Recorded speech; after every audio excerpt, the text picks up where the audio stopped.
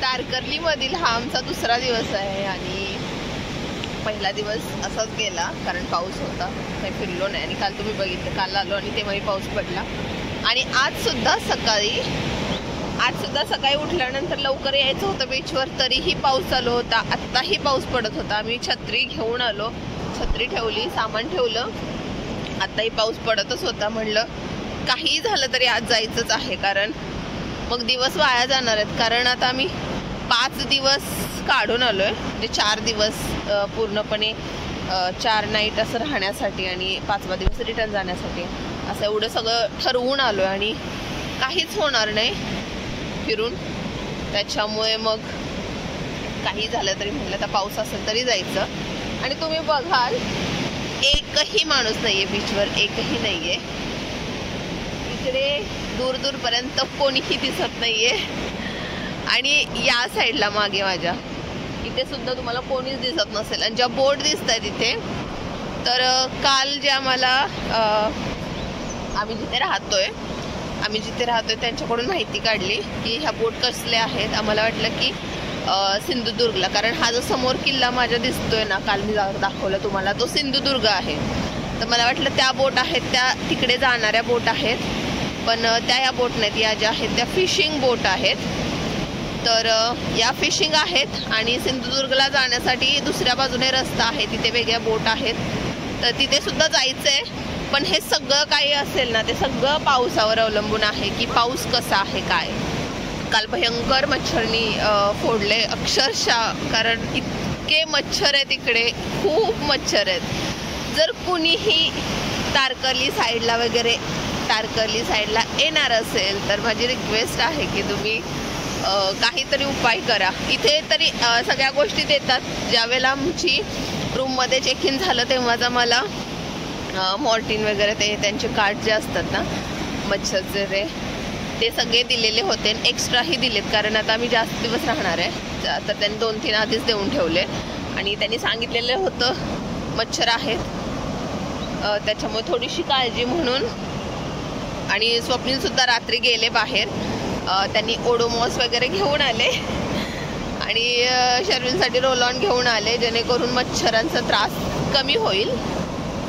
मस्ती चालले, मी फक्त शूट करते कारण मला आता काही भिजायचं नाही आहे.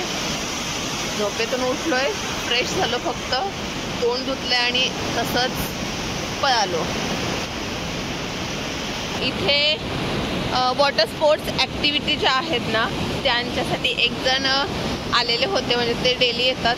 तर काल त्यांनी आम्हाला ते ज्या ॲक्टिव्हिटीज ज्या आहेत ना, तर त्याच्यासाठी त्यांनी एक कार्ड दिलं. त्याच्यावरती आहे सीगल पॉईंट आहे किंवा क्रोकोडाईल पॉईंट, रॉक गार्डन, अजून काय मिनी केरला पॉईंट जो आहे तो. तर असे ठराविक पॉईंट जे आहेत ना, त्याच्यासाठी त्यांनी कार्ड देऊन गेलेत. तर आम्हाला जे काही करायचं आहे ते सगळं ह्या वातावरणावरती डिपेंड आहे. आता तुम्हाला मी सुंदर असा समुद्रकिनारा दाखवते, ज्या ठिकाणी आम्ही सध्या राहिलोय त्या ठिकाणचा हा समुद्रकिनारा आहे. आता खूप छान वाटतंय, ऊन आलं फायनली, खूप बरं वाटलं, खूप छान वाटलं. कारण ना कंटिन्यू असं पाऊस येत होता ना, काही होतंय की नाही बघायला असं वाटत होतं.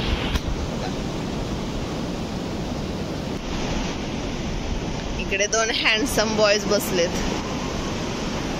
हॅलो माय बॉयज.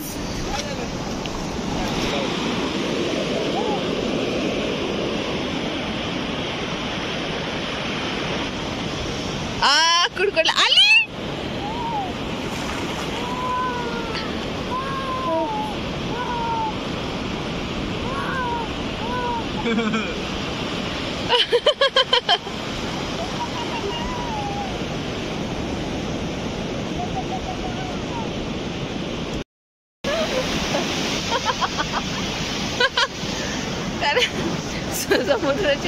समुद्राची लाट आली जोरात, त्याच्यातच पडला तो. मस्ती तरी थांबत नाही, पण छान वाटतं. बरं झालं आलो ते. त्याला आता पाण्यातून बाहेर नाही यायचंय. चला चला चला स्विमिंग पूल मध्ये. हा चला चला चला स्विमिंग पूल मध्ये. डग बघितलं त्याला किती आवडतंय पाणी.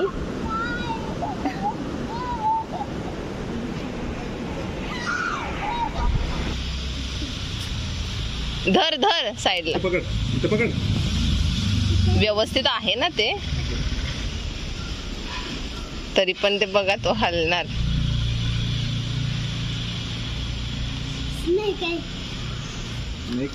रे बाळा.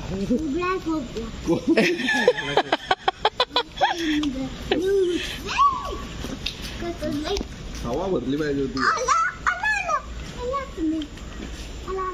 हवा भरली पाहिजे होती यार वाटतं.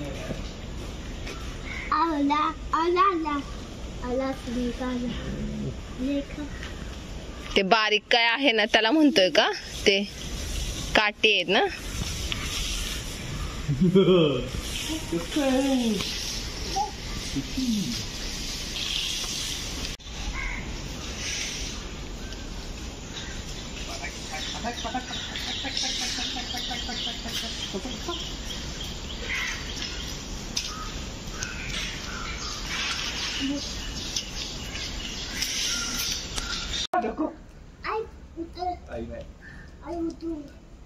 बदल घ्या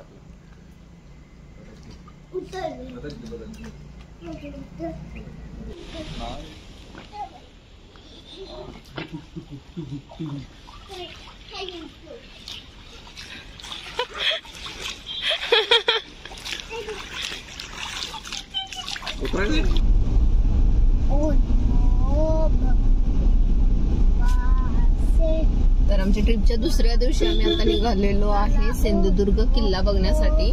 जिथे राहिलोय तिथून अगदी थोडंच अंतर आहे, 2.5 किलोमीटर आहे दाखवलं तिथून मॅप मध्ये. तर अतिशय जवळ आहे. तर आज सिंधुदुर्ग किल्ला आणि बघूया आसपासचे अजून काही लोकेशन्स आहेत ते आम्ही चेक करून ठेवलेले आहेत की तिथे जाऊ शकतो. म्हणजे वन डे मध्ये त्या गोष्टी होऊ शकतात कव्हर.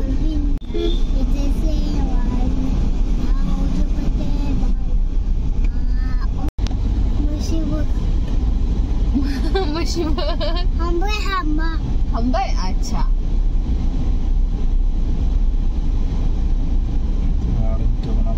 गाड्या लागल्या वेगवेगळ्या कलरची. हाच असेल रूट.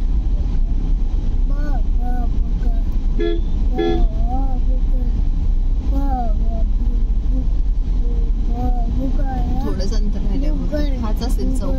त्यांनी डावीकडे सांगितलं ना इथून. इथे विचारूया कुठे पुढे जायच्या आधी विचारूया का.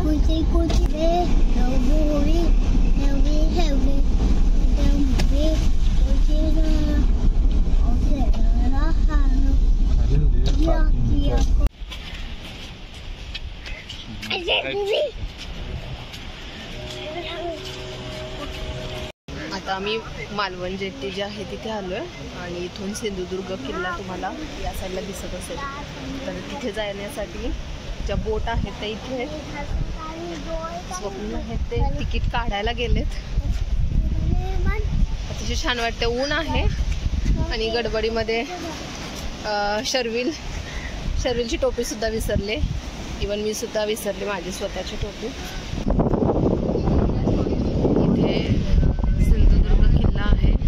आय थिंक इथे रॉक फक्त आहे समुद्रात फोटो काढण्यासाठी वगैरे आहे बहुतेक, असं मी ऐकलेलं होतं माझ्या मैत्रिणीकडून. आणि इथे आहे आपल्या महाराजांचा पुतळा आहे. तर तिथे सुद्धा आपल्याला जायचं आहे.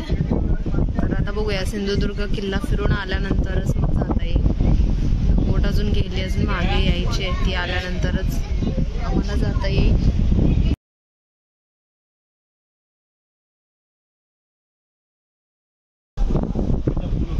आम्ही किल्ला बघायला चाललोय आणि इथं प्रचंड ऊन आहे, जास्त ऊन लागतंय आणि अजून किल्ल्यावरती सुद्धा बरंच ऊन असणार आहे.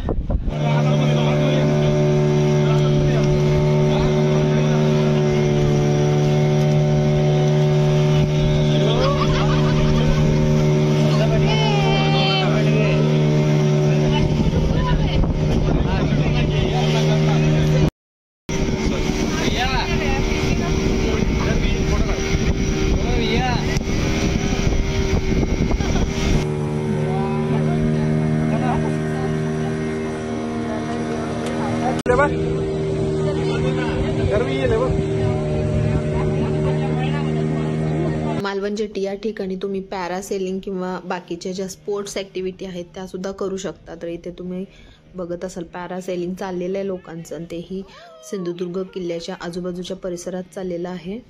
तर त्याच्या छोट्या छोट्या बोट आहेत, त्या तिथून ते पॅरासेलिंग करत आहेत.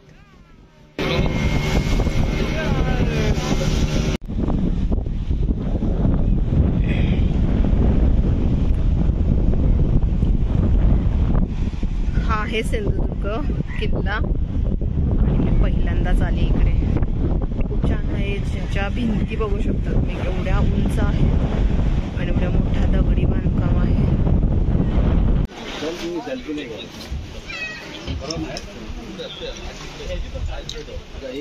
मला हे पाहिजे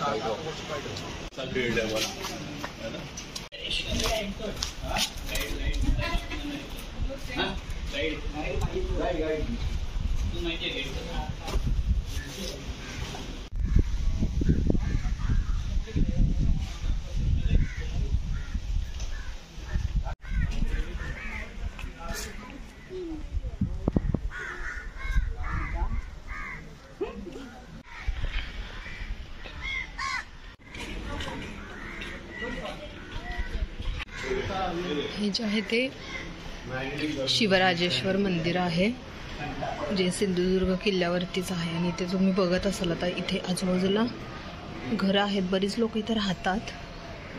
तर हे मला काहीही माहीत नव्हतं, पण आता मी प्रथमच बघतीये. या मंदिरामध्ये शिवाजी महाराजांची एकमेव अशी मूर्ती आहे, पाषाणातील मूर्ती आहे. तर आतमध्ये गेल्यानंतर जे पुजारी आहेत त्यांनी बरेचसे डिटेल्स आम्हाला सांगितले, पण आतून व्हिडिओ किंवा फोटो काढणं अलाउ नाही आहे, त्याच्यामुळे मी तिथून नाही काढू शकत आहे. या मंदिरात असणाऱ्या पुजाऱ्यांनी आम्हाला बरीच माहिती सांगितली, जसं की या मंदिरामध्ये छत्रपती शिवाजी महाराजांची एक तलवार आहे, ती म्हणजे तुळजा तलवार.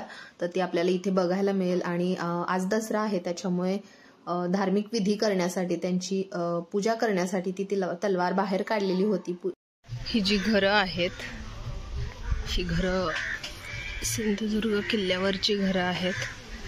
आणि ते थोड्या थोड्या अंतरावरती बऱ्याच जणांनी पाणी किंवा आता जे कोकणी कोल्ड्रिंक्स वगैरे आहेत, आता इथे सुद्धा सरबत आहे, कैरीचं पन्ह वगैरे अशा गोष्टी इथे ठेवलेल्या आहेत विकायला. हे आहे ते महादेव मंदिर आहे. जाऊया आतमध्ये. पोरगे चिप्पल काढायला तयार नाही. आता इथे भुयारी मार्ग सुद्धा आहे.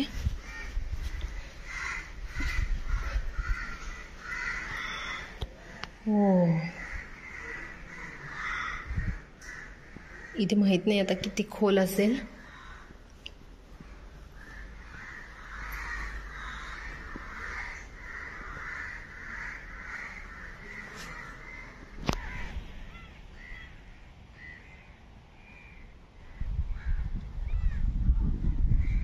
किल्ल्यावरती बऱ्याच ठिकाणी असे सूचनात्मक गोष्टी लिहिलेल्या आहेत, किंवा कुठे काय आहे. आता इथे महादेव मंदिर, साखरबाव, दहीबाव, तर या गोष्टी कुठे आहेत ते बाणाने दाखवलेलं आहे.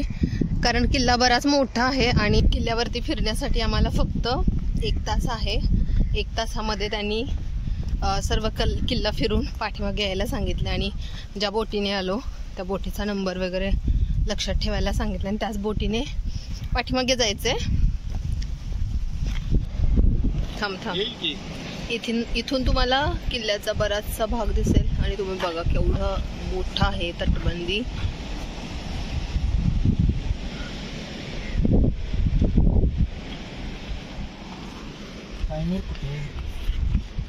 या साईडला बघा. थांब इकडे हा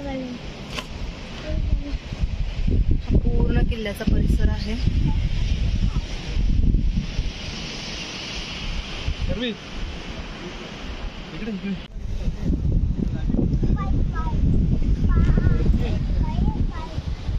या ठिकाणावरून तुम्हाला पूर्ण सिंधुदुर्ग बघायला मिळेल. उंचावरचं ठिकाण आहे, इथून सर्व गोष्टी दिसत आहेत.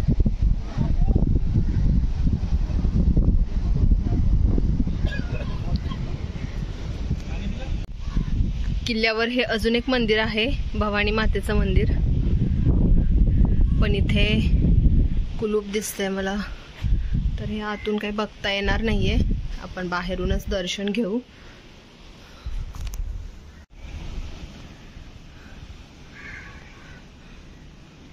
मूर्तीची पूजा वगैरे झालेली आहे.